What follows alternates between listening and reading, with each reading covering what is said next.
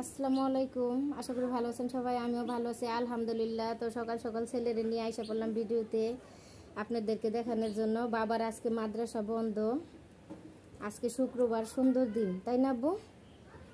বাবা একটু পরে নামাজ পড়ার জন্য যাবে মসজিদে, তাই না লক্ষ্মী ছেলে? আজকে জুম্মার নামাজ পড়বে বাবা। তো জুম্মার নামাজ পড়ে, জুম্মার নামাজ মিস করে না। আপনারা দোয়া করবেন তাহামিদের জন্য, তাহামিদ যেন সবসময় জুম্মার নামাজ পড়ে, নামাজ কালাম যেন 5 ওয়াক্ত নামাজ পড়ে। তাহামিদ অনেক ভালো ছেলে, লক্ষ্মী ছেলে আমার।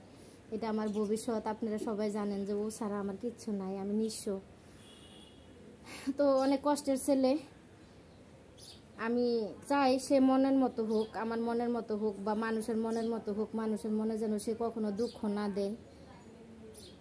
আমি সবসময় এই কামনাই করি যে তার দ্বারাই যেন কখনো মানুষ দুঃখ না পায়, সে যেন একটা ভালো ছেলে হয়ে ঘুরে উঠতে পারে, আর সে আমাদের এই বাংলাদেশের যেন একটা গর্ব হয়। আমি সেই রকম স্বপ্ন দেখি। জানি না আল্লাহ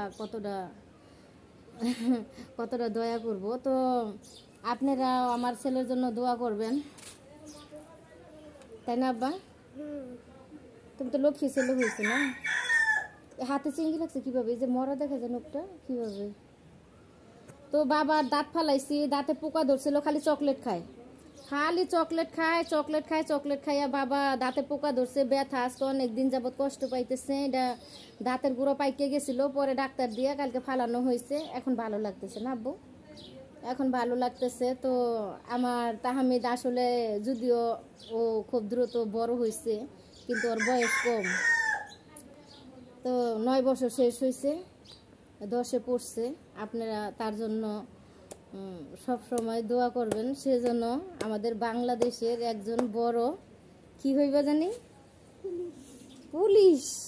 তাই পুলিশ না, সেনাবাহিনী। সেনাবাহিনী। আচ্ছা, আলহামদুলিল্লাহ। আল্লাহ যেন তোমার কথা কবুল করে, কিন্তু লেখাপড়া করতে হইব বেশি করে। হ্যাঁ, সেনাবাহিনীতে জব নিতে হইলে তোমার বেশি করে লেখাপড়া করতে হইব, ভালো হইতে হইব, সবার সাথে ভালো ব্যবহার করতে হইব। তাইলে সেনা তুমি খুব দ্রুত সেনাবাহিনী হইতে পারবা। তুমি যা খুশি তাই হইতে পারবা, লেখাপড়া না করলে তো হইতে পারবা না। এই জন্য আম্মু চাই তুমি যেন মানুষের মতো মানুষ হও। তো প্রিয় ভাই বোনেরা, অনেক কথা বললাম, অনেক সময় অনেক কথা বলি, হয়তো আমার কথায় হয়তো অনেকে কষ্ট পান কিনা আমি জানি না। যদি কষ্ট দিয়ে থাকি আমাকে সবাই ক্ষমার চোখে দেখবেন। তো ভালো থাকবেন সবাই, সুস্থ থাকবেন এই কামনাই করি। আল্লাহ হাফেজ।